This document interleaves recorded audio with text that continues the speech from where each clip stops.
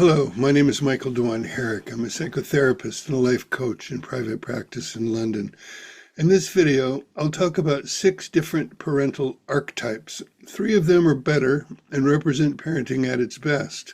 The other 3 are worse and represent parenting that causes harm. While my initial focus is on parenting, I'll also connect these 6 archetypes to 4 other dimensions of our lives beyond parenting. 1, the intrapersonal, or our self-understanding. 2, the interpersonal, or our relationships with others. 3, the social, or the groups we belong to. And 4, the political, or ideological movements and parties. Regarding the political dimension, while these archetypes can be applied to any political ideology, system, or party or movement, I won't get into all of that in this video. What I will do at the end is make some comments about how a couple of the parental archetypes apply to critical social justice ideology and the woke movement. If you're wondering whether it's worth it to invest your time in watching this video, I can guarantee you it'll be relevant to you, no matter who you are. I'll be talking about what lies underneath how you experience and how you conduct your life. I'll also offer a way for you to think about and navigate through things that you may have struggled with for a long time. If that sounds interesting and worthwhile, stick with me. What I'm going to do is present a sketch of 6 parental archetypes. To fully unpack them would require an entire book. My aim is just to provide you with a basic set of heuristics or reference points that can be a frame for your own thinking and reflection about how you were parented and the additional 4 dimensions I just mentioned. This could help you identify what you've struggled with in your life in terms of unmet needs and suggest what you may need on your path of growth and healing. It will illuminate patterns in your relationships, the dynamics of social groups you belong to, and political movements that you may be a member of or are opposed to. To my knowledge, what I have to say is actually original. The different parts that I'll talk about have all been extensively written about and discussed, but I'm not aware of anyone who's assembled them in this way and applied them across multiple domains like I will do in this video. What I'm offering is a product of my own thoughts and reflections based both on years of clinical work and my personal life. The catalyst for these ideas came after posting a video in which I discussed the devouring mother. The title of the video was Idiot Compassion in the Shadows of Empathy. In that video, I made mention of the tyrannical father, which one viewer commented on. This prompted me to explore this as an antithetical archetype to the devouring mother. As I was working on this, I realized there's yet another parental archetype, the absent parent. This refers both to a physically absent parent, but also an emotionally absent and uninvolved parent, even if they're physically present in the household. Together, these comprise 3 parental archetypes: the devouring mother, the tyrannical father, and the absent parent. I then realized there are 3 archetypes that are related to these, but are better expressions of parenting. I call them the nurturing mother, the guiding father, and the attentive parent. As very general categories, 6 archetypes cover quite a bit of the realm of parenting. I will be describing all of these shortly. Once I had identified all 6, I quickly realized that these binary pairs are not adequate to describe the complexity of parenting. A parent is not just absent or attentive. A mother is not just devouring or nurturing. A father is not just a tyrant or a guide for his children. Each pair represents a spectrum of possibilities, from super toxic to ideal parenting. And most parents don't consistently occupy just one location on that spectrum. They shift and change over time from better to worse or worse to better. And with 2 parents, each one moves along the spectrums of each pair of archetypes over a time and in a complex parenting duet. This is why it can be so hard to make sense of parenting, except in cases where the archetypes are clear and persistent. And I should say, just as I clarified in my video on the devouring mother, these archetypes can be expressed either by a mother or a father, a male or a female. Just one example that defies the stereotype is the tiger mom. a Chinese version of maternal care marked by extremely high expectations for achievement and intense demands for disciplined effort from her children, possibly, but not necessarily, an example of the tyrannical father coming from a mother. Likewise, men or fathers can also be either nurturing or devouring. It's also true that any individual can and probably will embody and express all of these archetypes to some degree at some time. It doesn't matter who's doing it. What matters is what archetype is being expressed and to what degree. Before I go any further, I want to share a quote that I included in my video about the devouring mother. It's from Harvard developmental psychologist Robert Keegan and provides a foundation for understanding why we need a nurturing mother, a guiding father, and generally attentive parents. I've been contemplating the meaning of this paragraph and its implications for the past 25 years. Here goes. Keegan says, if I were to stand on one leg like Hillel and summarize my reading of centuries of wise reflection on what is required of an environment for it to facilitate the growth of its members, I would say this. People grow best where they continuously experience an ingenious blend of support and challenge. The rest is commentary. Environments that are weighted too heavily in the direction of challenge without adequate support are toxic. They promote defensiveness and constriction. Those weighted too heavily towards support without adequate challenge are ultimately boring. They promote devitalization. Both kinds of imbalance lead to withdrawal or dissociation from the context. In contrast, the balance of support and challenge leads to vital engagement. Keeping this idea about an ingenious blend of support and challenge in mind, a brief description of each archetype is in order. Let's start with the archetypal pair of attentive and absent. An attentive parent, whether father or mother, gives their child their full attention. They notice when their child is happy or distressed and try to understand what's causing it. They're curious, engaged, and responsive to their child's needs, whether that is for support or challenge. They spend time with their child and listen closely to what they say. They notice their child's behaviors and try to understand what that behavior suggests about their child's inner world, their emotions, their needs, and their moods. This is important because young children don't yet know how to verbalize these things. An attentive parent attunes to their children in this way. An absent parent gives their child little or no attention. They don't spend time with their children. They don't listen to or talk with them, notice their behavior or what it means, or try to understand and respond to their needs. An absent parent may be physically absent and not live in the same household or even make contact. But a parent can be attentionally and emotionally absent even when living in the same household. A parent can do what is required to provide basic needs for housing, food, medical care, and clothing, and keep their children alive, but not really be present and attend to other important needs. There are degrees between absent and attentive. You could think of each one in terms of always, mostly, sometimes, and never. I'll put up a graphic for this. Whatever you come up with would represent an average of what you can remember. Interestingly, we forget a lot, both the bad and the good. Exploring this in psychotherapy can help us to remember things that might adjust our assessments in either direction.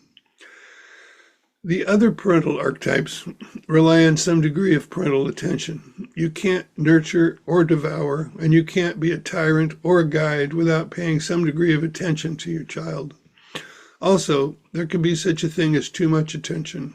Let's call it hypervigilance. This is when a parent is minding every little thing, being intrusive and overly controlling of their child. Both the devouring mother and the tyrannical father can slip into this. If I was putting this on the scale, I would put it at the top, past attentive parent, which would be another toxic zone. Now let's consider the nurturing mother. She attunes to her child's needs, both physically and emotionally, and she provides whatever is needed. With her attention, presence, and actions, she gives her child the assurance that they matter and can rely on her to notice and respond to their needs. This can never be perfect, but it can be good enough. She also adjusts her responses so her child develops. In other words, she understands that a toddler doesn't need everything that an infant needs. A pre-adolescent child doesn't need what a 7-year-old needs. A teenager's needs are different yet again, and an adult child is another story altogether. She never stops attuning to her child, but what she attunes to changes over time. While she's primarily focused on support, she recognizes that her child also needs challenges. So she allows the child's father or the world itself to provide this. But she can also incorporate it into her own parenting repertoire as an embellishment to her nurturing. The devouring mother attunes well to her infant and is very responsive to all of its needs. She's probably even hypervigilant about this. The problem is that as the child grows, she doesn't adjust to its developmental needs. She provides and protects too much, which becomes an obstacle to her child's growing sense of autonomy and agency. She continues to infantilize her children when they are no longer infants. She's all about support and tries to remove all challenges, discomforts, and disappointments from her child's life. For a fuller description of the devouring mother, you could watch my video titled Idiot Compassion in the Shadows of Empathy, which I'll leave a link at the end. And again, there are degrees from always to never for both the nurturing mother and the devouring mother. Whatever observations or memories inform your sense of your mother, there will likely be exceptions, one way or the other. Sometimes a devouring mother will on occasion be appropriately nurturing, and sometimes a generally nurturing mother will slip into a devouring mode. Considering it all, on average, is your mother more at the always or more at the never end of the scale?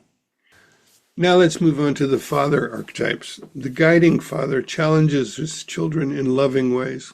He has expectations for the behavior, assigns responsibilities, enforces limits, and encourages discipline in his children for the sake of cultivating their resilience and socialization. He introduces them to the larger world, teaches them about it, and gives them opportunities to learn how to navigate through its challenges. He lets them bang into it, so to speak, and is there to help them learn something when they return with their bumps and bruises. He encourages them to set goals and stretch beyond their comfort zones in pursuing these goals. At the same time, he's mindful of the difference between a growth stretch and pushing too hard. He doesn't merely impose his own expectations for what they should pursue and become. He helps his children discover their own talents and interests. He invests his time, attention, energy, and love into his children and their development toward adulthood. But he also allows them space and isn't constantly on their case. He allows them to find victories and successes in their own terms and celebrates their achievements with them.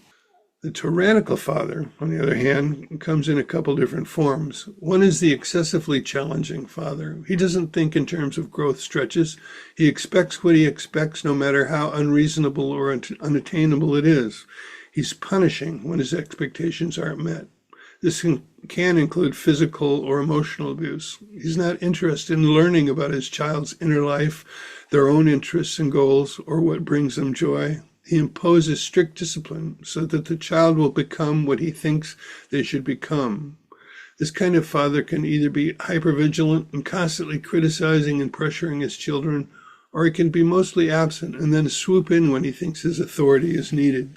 And he does this in the absence of making any real connection with his children as unique beings on their own journeys toward becoming their own authentic selves. The other kind of tyrannical father is the one who has no real vision for what their child might become.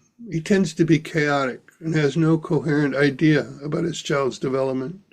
He might spout off some lofty words to that effect to justify his aggression, but he hasn't thought it through. He's damaged to the point of bitterness and rage because he feels he has no power in his own life.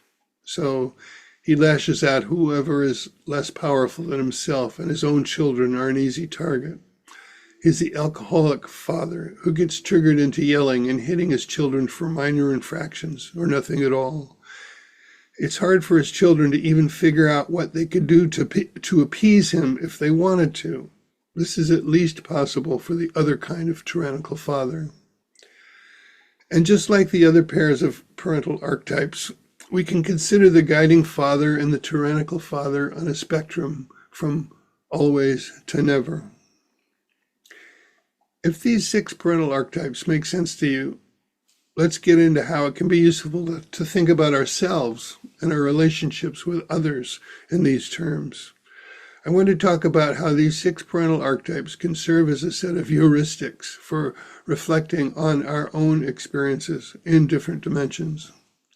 First, you can reflect on your own experience of being parented. Were your parents attentive, nurturing, and guiding? Were they responsive to your needs for both support and challenge? If they were, at least well enough, you could pause now and then to feel gratitude and maybe even express this to your parents. Do you recognize your own strengths and how your parents contributed to them? Claim that. Maybe this is the biggest privilege you have gotten in this life. Don't feel guilty about it. Own it and do something valuable with it. You got enough of what you needed, and that has made a profound difference in your life. Use it to live well and make a positive difference in the lives of others. On the other hand, to what degree were your parents absent, devouring, or tyrannical? What was the impact of this in terms of how you think and feel about yourself, how you engage in relationships, and on your ability to regulate your emotions and make good decisions? There's much literature on the so-called inner child. This usually refers to the young, wounded part of us that didn't develop due to not receiving attention, nurturance, or guidance as a child. Becoming aware of that inner child, you can feel empathy and compassion for that part of yourself and begin the process of reparenting yourself, they say. I'll say more about reparenting shortly. This involves being attentive to your feelings and needs, cultivating self-compassion, developing a vision for your life, and embracing the discipline required to meet the challenges of pursuing that vision. Many of us are also parents to our own children. Being aware of your own history of unmet needs, you're better prepared to attend to your own children's needs rather than just enact the same parenting that you received. Being aware of all 6 parental archetypes can help you to correct, but not overcorrect, for the mistakes of your parents. For instance, if you're correcting for an absent or tyrannical parent, you might tend toward the hypervigilant, devouring mother archetype. If you experience a devouring mother, you may tend to back off to the point of not offering sufficient attention, nurturance, or guidance. The more we reparent ourselves with consideration for all 6 parental archetypes, the better prepared we are to parent our own children in a balanced way, with an ingenious blend of support and challenge, while avoiding the extremes. In this way, you can contribute significant healing to what may have been a multi-generational transmission of toxic parenting. You could make a big difference in the lives of your descendants. If you're liking this video so far, you know what to do. Please take a moment and do it. I want my channel to grow so that I can reach more people, and you can help. Thanks a lot. Okay, having sketched out the basic elements of these 6 parental archetypes, I want you to now think of them as general modes of being or psychological and behavioral patterns that extend beyond parenting. Outside of parenting, there's still the need for attentiveness, nurturance, and guidance in all the realms and stages of our lives. As well, there's also the possibility of absence, devouring, and tyranny. This includes the intrapersonal, interpersonal, social, and political dimensions. Let's start with the intrapersonal.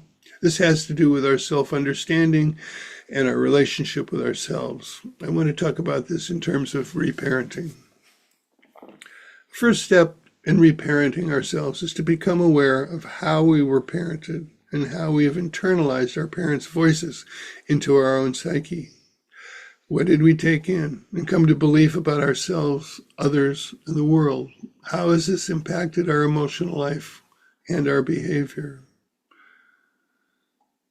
The internalized devouring mother tells us that we are fragile and the world is dangerous. We should always be careful and avoid any danger or risks. It tells us we can't handle stress or challenges, encourages us to always seek safety and comfort. It tells us we need someone to take care of us because we're not capable of taking care of ourselves.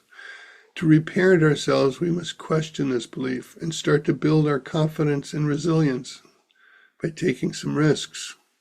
We need to learn to tolerate discomfort and even pain. We must increase our level of personal responsibility for addressing the challenges of our lives. The self-parenting antidote for the internalized devouring mother is a dose of the guiding father. It also involves turning down the volume knob for the devouring mother voice until she's in the range of the nurturing mother. The tyrannical father shows up as that harsh inner critic. It's that voice saying that we are wrong or broken or lazy or stupid or morally degenerate or simply inadequate in every possible way that counts. It drives us to stretch ourselves to the breaking point, to gain the approval of others and be liked. Or else it causes us to despair, descend into depression, and give up altogether. It's the belief that we will never be good enough. The hypervigilant inner tyrannical father is on the constant lookout for things that we do wrong, for any little mistake, any sign that we're less than perfect. This inner voice creates a deep reservoir of shame that follows us everywhere. It lurks around every corner and pops out with even minor provocation. Maybe you can guess this.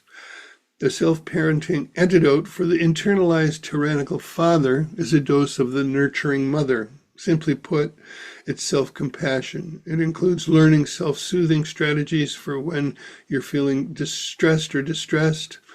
This begins to replace the usual self-flagellation. As well, it can involve cultivating general ongoing self-care strategies. And along with this, as you might also guess, it's important to turn down the volume knob on the tyrannical father voice until it's in the range of the guiding father. There is, of course, much more that can and has been said about reparenting. I'm merely trying to provide a rough sketch of how an understanding of the 6 parental archetypes can inform that process. For our understanding of anything to have real value, we need to be able to apply it somehow. I've suggested there are 3 other dimensions where an understanding of the 6 parental archetypes can be applied: the interpersonal, the social, and the political. Each one of these dimensions could take an entire video at least to begin to unpack. Instead of stretching your attention beyond the breaking point, I'm just going to make a few general comments on each. In the interpersonal dimension, we can reflect on a relationship with different individuals. How do we experience the other person in terms of the 3 pairs of archetypes? Absence to attention, devouring to nurturing, tyranny to guidance. For that matter, how do we ourselves show up and behave in relation to others that we have some relationship with? Is there an ingenious blend of support and challenge going on? Are there imbalances or extremes? What we observe and experience may give us a clue about how to strengthen our relationships, or even whether they're worth keeping. In the social dimension, we could think about the groups we belong to in terms of culture, in the broadest sense of the term. This means the group's values, explicit and unspoken rules, how members are treated, and so forth. How would you characterize the cultures of the various groups that you belong to? This might start with your immediate or extended family. It can also include your friendship groups, your workplace, and other clubs or groups that you've joined. Or maybe it's a particular identity group that you belong to. What are the cultures in these groups in terms of the 6 parental archetypes? Are they balanced? Are there toxic extremes? When we belong to a group that is problematic in some way, we can sometimes manage to navigate the problems without having to leave. Sometimes we can speak up and be a force for positive change. And yet sometimes we realize the group is toxic and it won't change, and we need to quit being a member.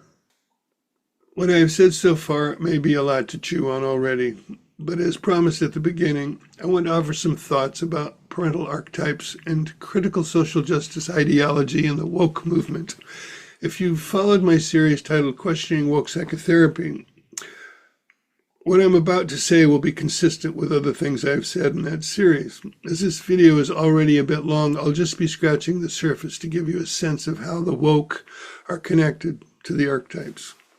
I would say that the woke tend to be devouring mother types in relation to their chosen identity groups. In relation to those identities deemed oppressors, they tend toward the tyrannical father type. The woke infantilize those they see as victims and shame and attack those they see as privileged perpetrators of oppression and injustice. For those in the oppressed group, there are safe spaces, trigger warnings, protection from microaggressions, and advocacy for equal outcomes regardless of merit. For those in an oppressor group, there is endless criticism for wrong think, wrong action, whether intentional or not, being told to sit down, shut up, and listen, name-calling like racist, misogynist, homophobe, transphobe, Islamophobe, white supremacist, and so forth. And there are struggle sessions to get confessions, apologies, and commitment to become an ally for the cause. I believe the woke need to turn the volume down for each archetype. It needs to shift toward the nurturing mother rather than the devouring mother when it comes to those they consider oppressed. And they need to add a dose of the guiding father and accountability as well.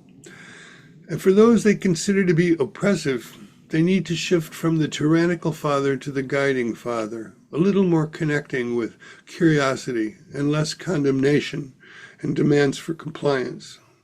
Perhaps they could even add a little dose of nurturing mother and empathize. As suggested, the woke tend to fall into the extremes or the toxic parental archetypes. If they were truly about diversity, equality, and inclusion, they would do better at treating everyone with the same level of respect and care and bring a balanced blend of support and challenge to everyone. Okay, I'll end it there. Thanks for sticking around to the end. Appreciate it. I hope you'll join me again. And until then, take care of yourself and each other and sprinkle a dose of support and challenge in that care. Bye for now.